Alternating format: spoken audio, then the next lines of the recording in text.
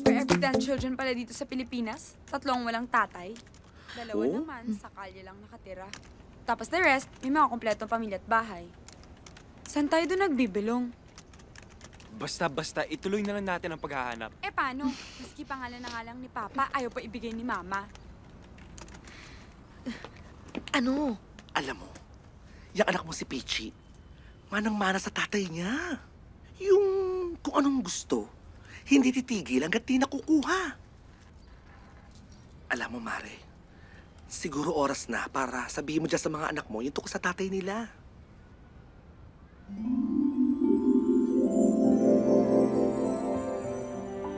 May problema ka sa matres. Oh?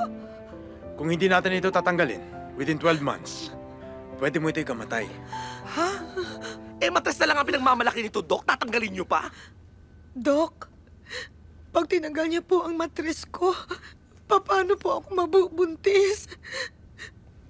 Magpubuntis ka na at magkaanak muna bago kita isailalim sa hysterectomy.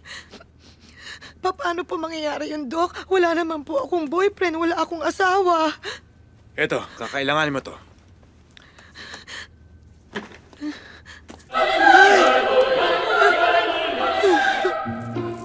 Kumari, may sasabihin ako sa'yo, importante. May nakapagsabi kasi sa akin na may isang klase daw ng bakterya na kaya mag-self-reproduce. Naisip ko, bakit hindi ka kaya mag-alaga nun? Bakit? Bakterya ba ako? Eh kasi naman ikaw eh.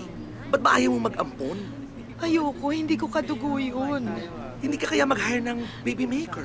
Hindi ko rin kadugo yun. Ah, gusto mo ba ng kadugo? Gusto mo tatawagan ko si Rosa Rosal?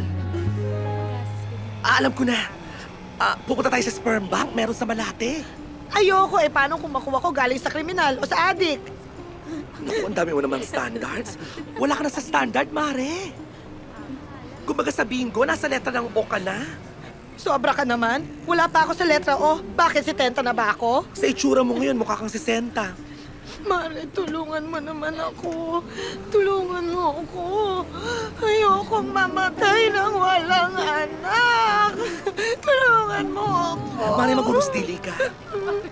May naisip akong paraan. Talaga? Mare, meron pa tayong pwedeng gawin. Ano?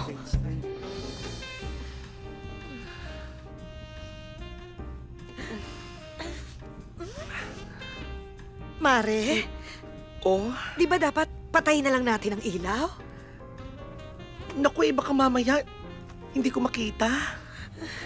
Diyos ko, kailangan mo pa bang may makita? Oo naman, ano? Baka mamaya magkamali ako o kaya masakal ako niyang buhok mo. Hindi naman, no?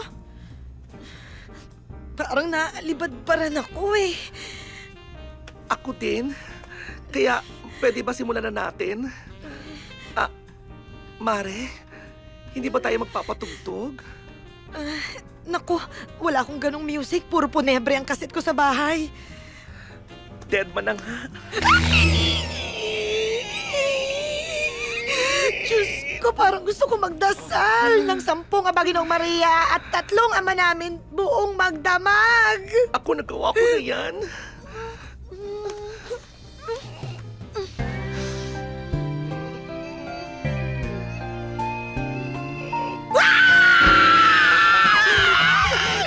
Ayoko!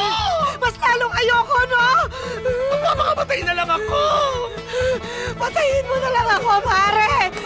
Sige na. O, eto na. Hilahin mo na to, Mare!